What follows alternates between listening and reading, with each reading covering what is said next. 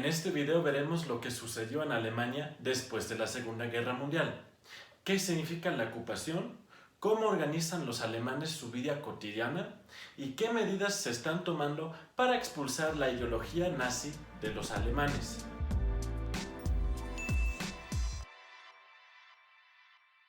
Cuando la Wehrmacht alemana capitula y el Estado nazi finalmente colapsa, la famosa Hora Cero comienza.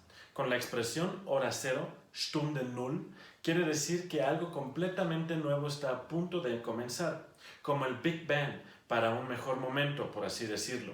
Eso fue cierto, porque Alemania estuvo ocupada por las 4 potencias ganadoras: Estados Unidos, Gran Bretaña, Francia y la Unión Soviética, porque ya no existía un gobierno nacional alemán, porque casi todas las estructuras colapsaron, ya casi nada funcionaba. Por otro lado, también es correcto que no hay una hora cero, porque, por supuesto, hay una conexión con el pasado. Claro, muchos alemanes y especialmente aquellos que por sus hechos en el Tercer Reich o como miembros de la NSDAP ahora tienen que lidiar con las consecuencias de sus acciones, todos ellos preferieran que todo lo que había antes se desapareciera por completo, perdonado y olvidado. Pero este no es el caso. Hay continuidades, es decir, cosas, estructuras, comportamientos, pensamientos, sí, toda una historia nacional. Todo eso queda. Prefiero decir que en mayo de 1945 hubo un nuevo comienzo. ¿Cómo se siente el nuevo comienzo? Bueno, todos estuvieron felices de haber sobrevivido a la guerra, por supuesto, pero no es una vida lujosa.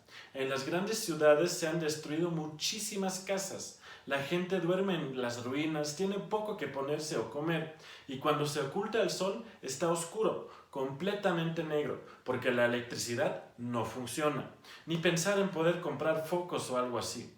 Mucha gente no tiene trabajo y, por supuesto, tampoco dinero. Aquellos que pueden cambian relojes, cámaras o abrigos de piel por planchas en el mercado negro. 50 cigarrillos para una carriola. Los cascos de acero, los Stahlhelme, se convierten en ollas para sopa en los que se cocinan col y papas o simplemente cáscaras de papas. Uno se lava con castañas si no tiene jabón, siempre que haya acceso a agua, por supuesto. Esto fue lo que le sucedió a muchos en las más de 130 ciudades que han sido destruidas. Las famosas mujeres de los escombros, Trümmerfrauen, limpian las demoliciones, porque muchos hombres habían muerto en la guerra o estaban en campos de prisioneros.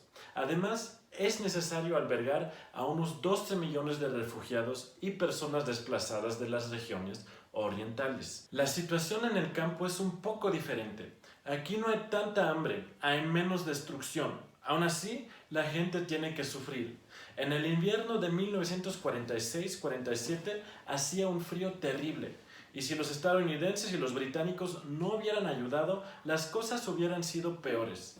En general, los alemanes están realmente devastados. Estaban derrotados, se sentían humillados. Muchos se sentían víctimas. Muchos creían que no era justo que los expulsaran, estuvieran bombardeando, etc. Y pues es cierto que las expulsiones eran injustas, que los soldados de los conquistadores violaron a cientos de miles de mujeres. Todos hacen esto, estadounidenses, rusos, británicos, franceses. Es terrible y no mejora nada con el hecho de que los soldados alemanes también fueron culpables de muchas violaciones durante la guerra. Pueden ver que lo de ser un perpetrador y una víctima es una cosa complicada. No quiero juzgar a aquellas personas que pensaron que fueron agraviadas. Probablemente muchos no podrían manejar la situación de otra manera en la que se encontraban. Hoy, los que no tenemos que sufrir, podemos ver que hubo causas para esta situación. También vemos que muchos alemanes de ese entonces no entendían cuánto sus pensamientos y acciones fueron manipulados por los nazis, donde ellos mismos se habían vuelto culpables. Muchas personas inocentes también sufrieron las consecuencias de la guerra. Después del primer agotamiento, se establece generalmente la voluntad de reconstruir. Pero, ¿cómo funcionará eso? Las potencias ocupantes dividen el Reich alemán en 4 zonas. Los soviéticos recibieron los antiguos estados de Sachsen y Thüringen y partes del antiguo estado de Prusia, de donde surgieron nuevos estados, Sachsen-Anhalt y Brandenburgo, Mecklemburgo y Vorpommern. Aquí es donde surgió más tarde la RDA, die DDR. En 1945, los ocupantes soviéticos se propusieron construir aquí una nueva sociedad. Para hacer esto, cambiaron las estructuras sociales y la propiedad. La reforma agraria redistribuye la tierra y se establecen administraciones centrales. Gran parte de la ex-Prusia está administrada por los británicos. Su zona de ocupación incluye Hamburgo e inicialmente también Bremen. Los estados de Schleswig-Holstein, Niedersachsen y Nordrhein-Westfalen se establecen posteriormente aquí. Los últimos restos de Prusia se encuentran en la zona de ocupación francesa. Aquí se están construyendo Rheinland-Pfalz y Baden-Württemberg. Después de la guerra, el Sarre se convirtió en un protectorado francés, un área protegida. Los estadounidenses ocupan lo que hoy es Bayern, Hessen y la parte del norte de Baden-Württemberg. Las áreas al este de los dos ríos Oder y Neiße están subordinadas a la administración polaca. Las cuatro potencias vencedoras toman la soberanía sobre Alemania. Por supuesto, esto es un asunto complicado, porque en cada zona de ocupación, la respectiva potencia ocupante puede hacer lo que quiera. Un organismo conjunto decide sobre las cuestiones que afectan a Alemania en su conjunto, el Consejo de Control Aliado. Este consejo solo puede tomar decisiones unánimes. A cargo están 4 comandantes en jefe militares diferentes. Se podía ver especialmente en la anterior capital, Berlín. Como Alemania, Berlín se dividió en 4 zonas. Todo es muy complicado, sobre todo para las potencias ocupantes. Menos complicado es para una mujer o un hombre alemán. Para ellos, el gobierno militar local es responsable. Se lo pueden imaginar así, que en todas las ciudades importantes de un distrito o estado hay un oficial superior que está dirigiendo. Pero para que la vida se organice localmente se necesitan personas que estén versados. Los estadounidenses, por ejemplo, elaboraron listas blancas para eso. Ahí se encuentran personas que fueron depuestos por los nazis o que fueron perseguidos como opositores a los nazis. Los estadounidenses reinstalaron a Konrad Adenauer, por ejemplo, como alcalde de Colonia. Luego se convirtió en el primer canciller federal de la República Federal de Alemania. Pero los británicos, en cuya zona se encontraría Colonia más tarde, lo destituyen nuevamente. A nivel local, es decir, en las ciudades o distritos individuales, aparecen nombres que luego desempeñarán un papel importante en la RFA. Los estadounidenses, por ejemplo, designan a un joven soldado que ha regresado del cautiverio a su ciudad natal de Schongau y habla bien inglés como administrador adjunto del distrito. El hombre se llama Franz Josef Strauß. Más tarde se convertirá en primer ministro de Bavaria por mucho tiempo y ministro federal. En la zona de ocupación soviética, la mayoría de los alemanes que, por ejemplo, volvieron del exilio comunista se utilizaron en la administración. Ya pueden ver que algo como un estado o una administración primero se va formando desde el nivel más bajo. Se trata de organizar la vida de alguna manera. La gente necesita un techo sobre sus cabezas, comida en sus platos, bienes de uso diario, carbón para la estufa, pero también se trata de preparar el ideal, el terreno espiritualmente moral para la reconstrucción de una nueva Alemania. No olviden, 8.5 millones de personas eran miembros de la NSDAP. Millones de jóvenes fueron moldeados por la propaganda nazi en su infancia y juventud. Durante 12 años, Joseph Goebbels gritó su lengua envenenada en los oídos de los alemanes y con ella envenenó los pensamientos de toda una nación. Perdón por expresarme así, solo quiero dejarles claro, con la rendición, la capitulación por supuesto, los nazis y sus ideas no simplemente desaparecieron. Es fácil de quemar el libro de Hitler, Mein Kampf, y enterrar a las medallas nazis de papá en el jardín, pero es difícil enseñar a los alemanes cómo funciona la democracia y la cooperación entre las naciones.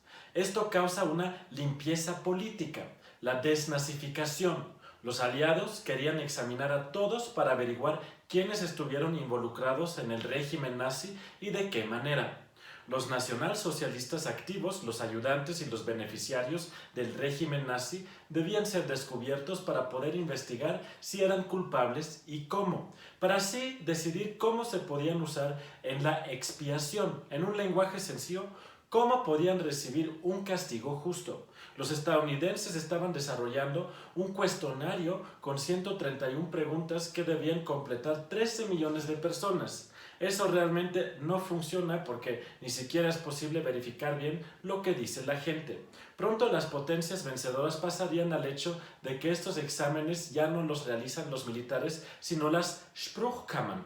Se trata de ciudadanos alemanes que han tenido un pasado comprobable, sin trabas ni cargas, que pueden juzgar los casos correctamente, porque los alemanes se dividen en 5 categorías. Primera, principales culpables. Segunda, acusados, es decir, activistas, militaristas y beneficiarios. Tercera, el grupo de libertad condicional para aquellos con una carga menor, los menos agobiados.